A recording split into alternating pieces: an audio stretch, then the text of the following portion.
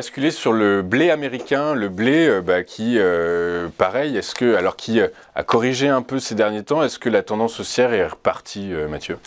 Alors, la correction, effectivement, sur le blé US a été quand même assez violente. On est passé de la formation de nouveaux plus hauts aux alentours des 1280 à un plus bas récemment trouvé aux alentours de la zone de support majeur entre 770 et 735.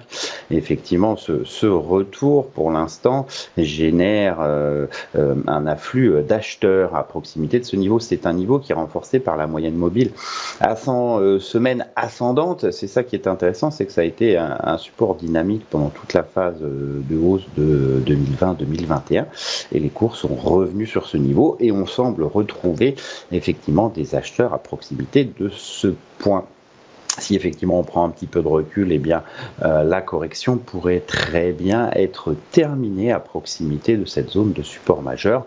Alors pour confirmer cette anticipation, il faudrait franchir une résistance et la première résistance sur le blé américain, elle est encore un tout petit peu éloignée, elle se situe aux alentours des 940 alors qu'on cote légèrement au-dessus de 800. Donc on a un potentiel de reprise à court terme pour aller chercher la résistance et si elle est franchie, effectivement ça réactualisera complètement le scénario haussier à moyen terme d'un retour sur les sommets. À moyen terme, c'est-à-dire à 6 mois globalement, c'est ça à peu près ? Oui, après sur la vitesse, c'est toujours compliqué sur les matières premières, notamment agricoles.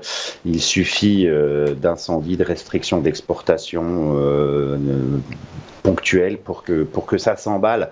Alors, on a des cibles théoriques en termes de vitesse et d'amplitude. Après, ça dépend vraiment de la nervosité des investisseurs. Il y a quand même pas mal de nervosité en ce moment. Ouais, c'est très clair, les investisseurs qui sont nerveux sur les matières premières agricoles, en supposant, Mathieu, que le blé ukrainien et le blé russe arrivent de nouveau sur le marché mondial. Donc ce surplus probable d'offres tirerait les prix du blé vers quel niveau de support peut-être ? Eh bien, effectivement, c'est la zone aux alentours de laquelle on est, 770-730, qui est la zone qu'il ne faudrait pas casser si on veut conserver cette lecture haussière. Effectivement, si on réintégrait cette zone de support nettement en clôture hebdomadaire, on peut aller faire des petites mèches en dessous.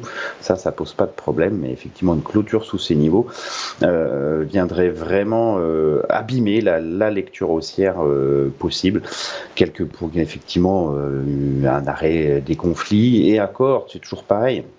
Un arrêt des conflits en Ukraine, par exemple, ne veut pas dire que l'Ukraine sera capable de cultiver et d'exporter ses céréales dans les mois, dans les années à venir. Il n'y a plus réellement de ports, tout simplement, intacts qui ont la capacité d'exporter tout ce que l'Ukraine peut produire. Tout ce que l'Ukraine pourrait produire. Ok, merci beaucoup, Mathieu, pour vos précieuses analyses sur le tourteau de soja et le blé américain. Je rappelle que vous êtes analyste senior chez Day by Day, qu'on vous retrouve notamment tous les 15 jours dans le Minimag, la lettre de l'acheteur, le Minimag dédié aux matières premières agricoles en partenariat avec placedelabourse.fr. On va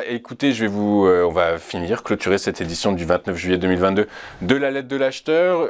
J'ai été ravi de vous accompagner tout au long de cette saison 2021-2022 pour vous présenter ce monde agricole qui est passionnant, plein de richesses et qu'il est important de comprendre pour saisir les évolutions de l'environnement dans lequel nous vivons. Je vous donne rendez-vous à la rentrée pour une nouvelle saison de la lettre de l'acheteur, le 26 ou 27 août probablement. En tout cas, toujours est-il que nous avons tous été ravis de vous accompagner en cette saison.